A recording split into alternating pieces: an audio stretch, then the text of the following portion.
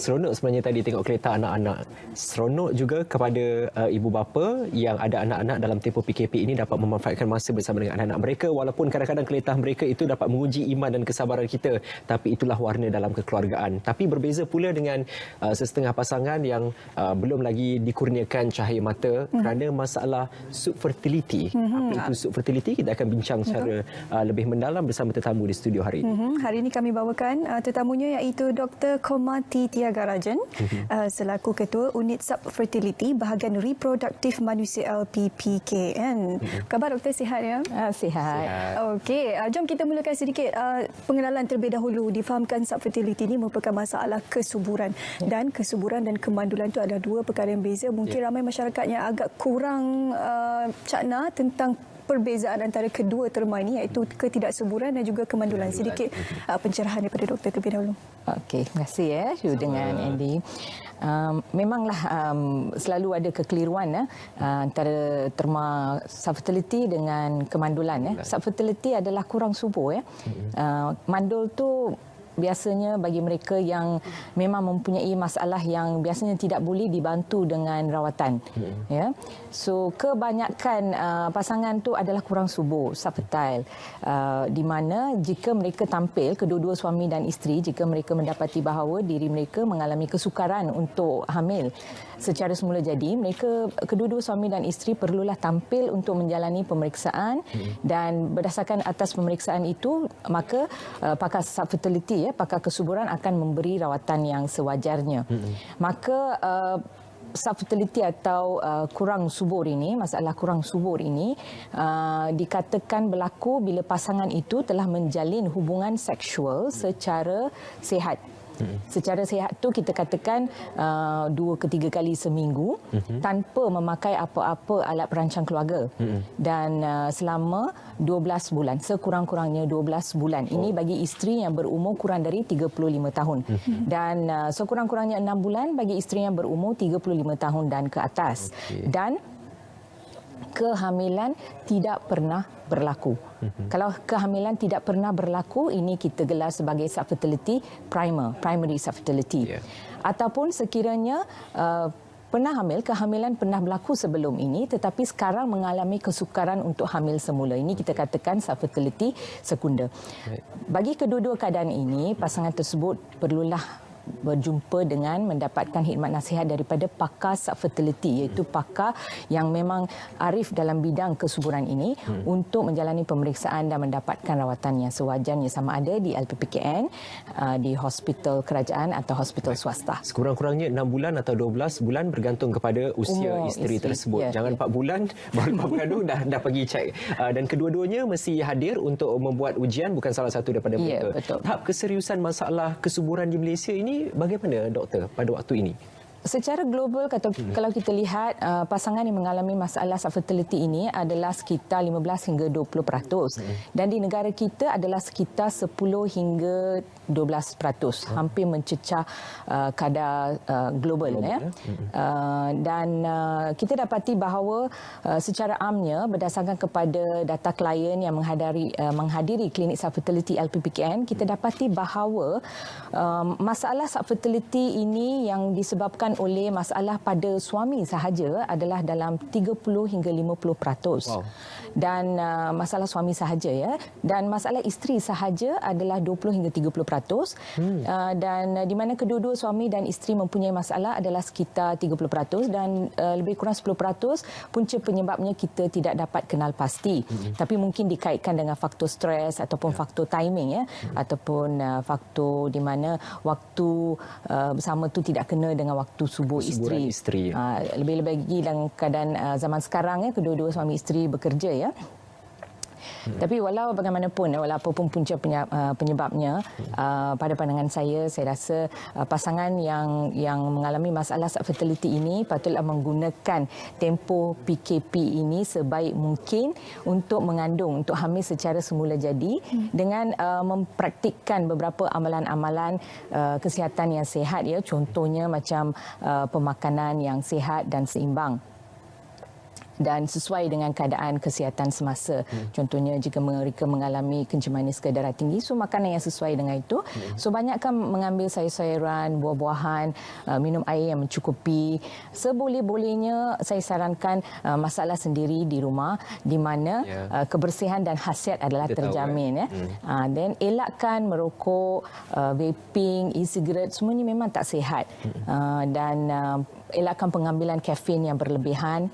Bersenam setiap hari sekurang-kurangnya 30 minit. Amalkan senaman yang boleh dilakukan dalam rumah ya. Contohnya berjalan sekeliling rumah, berlari, menari. Mereka yang tahu menari boleh menari, skipping. Mereka yang tahu buat yoga boleh buat yoga.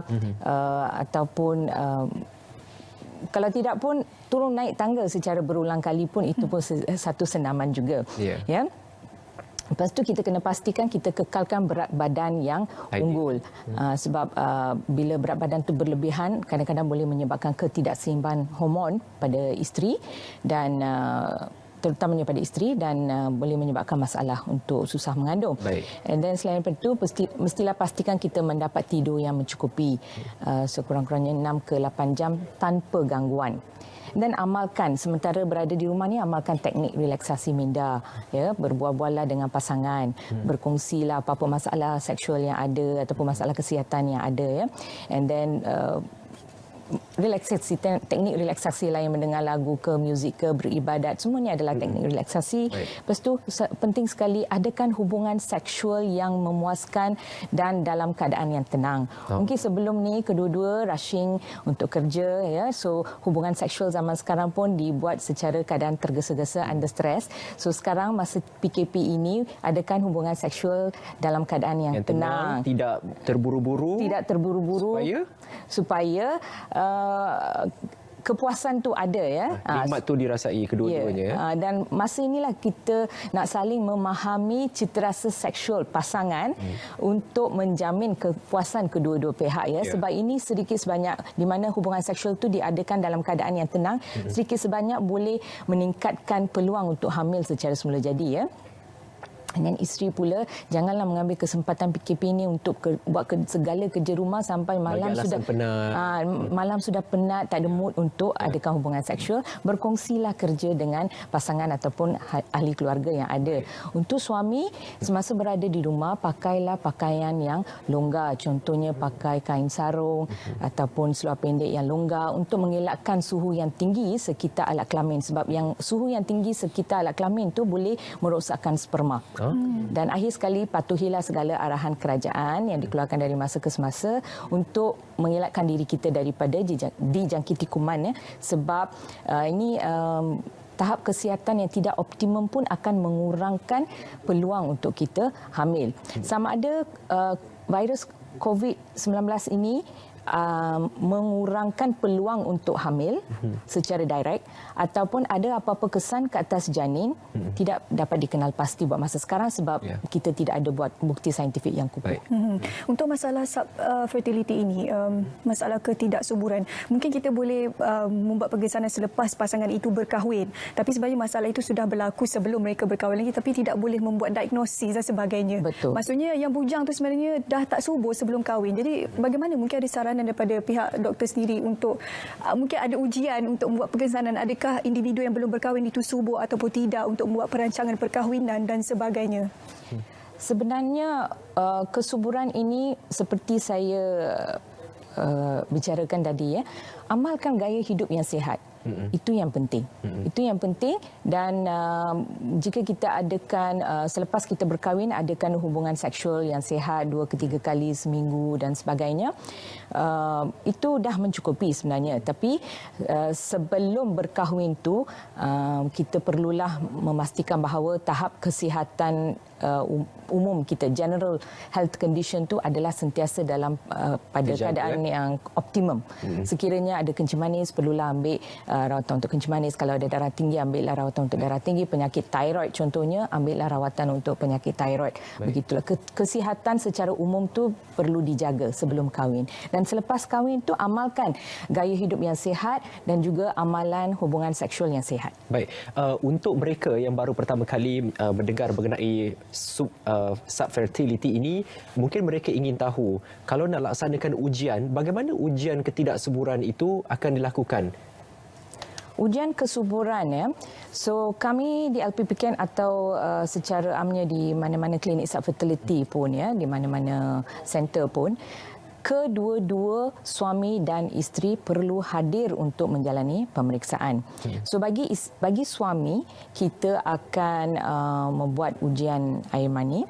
Lepas tu untuk isteri kita akan buat, ini adalah ujian-ujian asas ya, yang akan kita buat. Ujian-ujian lain adalah bergantung kepada tahap kesihatan mereka ataupun perkara-perkara problem-problem lain yang mereka ada. So yang ujian asas adalah ujian air mani untuk suami. Lepas tu kita akan buat ujian darah hormon untuk isteri dan kita akan buat ujian X-ray untuk melihat rahim, terutama sekali tube fallopian isteri.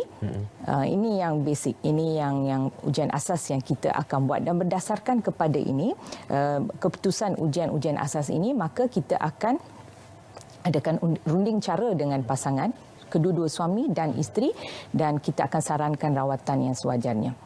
So yang ini saya sarankan kepada pasangan yang mendapati diri mereka mengalami masalah kesuburan, masalah subfertility, berjumpalah dengan pakar subfertility yang memang arif tentang bidang ini. Ya, sebab takut ada konflik dengan perubatan tradisional dan sebagainya akan memberi kesan sampingan kepada tubuh badan. Ada satu lagi tadi yang sering kali diwawarkan kalau kita baca di internet ataupun media sosial berkenaan teknik IVF. Adakah itu antara teknik yang digunakan pakai oleh pihak kesihatan untuk membantu mereka yang tidak subur ini? Rawatan subfertility ada beberapa jenis, bergantung kepada macam saya kata tadi apakah punca penyebabnya. So daripada yang paling basic, daripada just counselling sahaja, sebab jangan terkejut ada setengah pasangan yang belum pandai mengadakan hubungan seksual. Ada yang dah berkahwin beberapa tahun, isteri masih anak dara lagi pun ada. So itu hanya memerlukan kaunseling, tunjuk ajar macam mana nak establish, nak memulakan hubungan seksual. So daripada kaunseling sahaja, then kita akan mungkin perlukan bantuan ubat-ubat subur, terutamanya dalam keadaan di mana isteri itu mengalami masalah hormon, di mana benih telur tidak matang secara semula jadinya. So perlukan bantuan ubat-ubat subur. Dan mungkin dalam setengah keadaan kita perlu buat prosedur-prosedur tertentu seperti permanian dalam rahim, intrauterine insemination, di mana benih suami, doktor akan memasukkan benih suami itu terus ke dalam rahim, terus ke dalam faraj isteri, melalui faraj terus ke dalam rahim isteri, intrauterine insemination atau kita panggil IUI.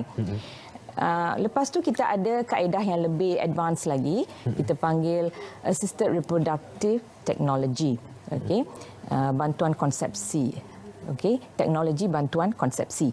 Dalam ini termasuklah seperti yang kita kata tadi IVF, kita juga ada ICSI, ICSI dan sebagainya.